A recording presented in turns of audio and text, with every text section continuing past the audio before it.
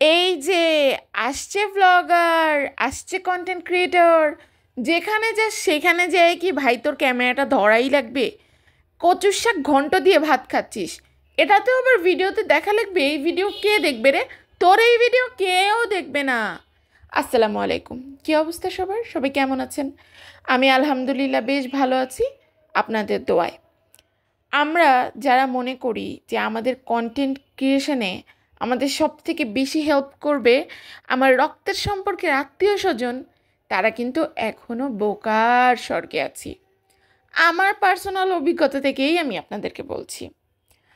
আসলে একজন কন্টেন্ট ক্রিয়েটারের ক্যারিয়ারে সব থেকে বড় বাধাই হয় হচ্ছে তার আত্মীয় স্বজন, আপনার রক্তের সম্পর্কে আত্মীয় স্বজন, যাদের সঙ্গে আপনার ব্লাড রিলেটেড সম্পর্ক।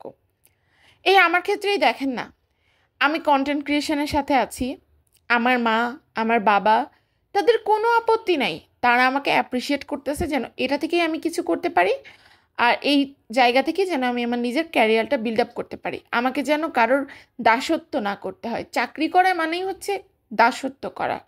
আমার বাবা বলে যে তুমি মানুষকে চাকরি দেবা, কেউ কারোর কাছে তুমি গিয়ে মাথা নত করে চাকরি করবা, ঝাড়ির পর ঝাড়ি শুনবা, এটা আমি চাই না। কারণ আমার বাবার আমি বড় সন্তান, সে আমাকে নিয়ে অনেক স্বপ্ন দেখে, হোয়াট এভার। তার ইচ্ছা ছিল আমাকে ডাক্তার বানাবে।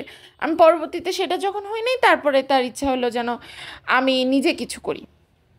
তো তখন কি হলো যে আমার নিজের আত্মীয় স্বজন, মানে যত পরিমাণ আত্মীয় স্বজন আমার আছে, তারা যদি প্রত্যেকে আমার ভিডিওতে একটা করে লাইক, একটা করে কমেন্ট, একটা করে শেয়ার দিত, আমি আরও বহু আগেই মনিটাইজেশন পেয়ে যেতাম ফেসবুকে। আমার মনিটাইজেশন পাইতে ভাই এত কষ্ট করতে হইতো না, আমার যে পরিমাণ আত্মীয় স্বজন আছে। বাট বিলিভ মি, তারা আমার একটা ভিডিওতে লাইক পর্যন্ত দেয় না। বিষয়টা এরকম না তার সঙ্গে আমার লাঠালাঠি সম্পর্ক। আমি ভাই আমার আত্মীয় স্বজন কেউ বলতে পারবে না কোনো দিনও কারোর সাথে আমি নদী কোনো বেয়াদবি করে কথা বলছি, কিন্তু তবুও তারা আমাকে কেন জানি সহ্য করতে পারে না। বিশেষ করে আমি যখন এই সোশ্যাল মিডিয়ায় কাজ করতে আসলাম, তারপরে আমি হয়ে গেলাম তাদের চক্ষুশূল। আমি যখন ভিডিও করি তারা আমাকে ধমক দিয়ে বসায় দিতে চায় ভিডিও অফ করার জন্য।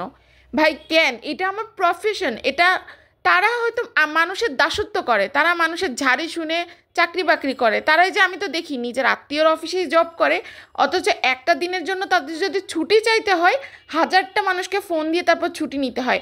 আর সেই ছুটি যদি একদিনের জায়গায় 2 দিন হয়, তাদের কিন্তু ঝাড়ির উপর ঝাড়ি শুনতে হয়। তারা কিন্তু চাকরি করে তার আত্মীয়র অফিসে, তার আপন রক্তের আত্মীয়র অফিসেই।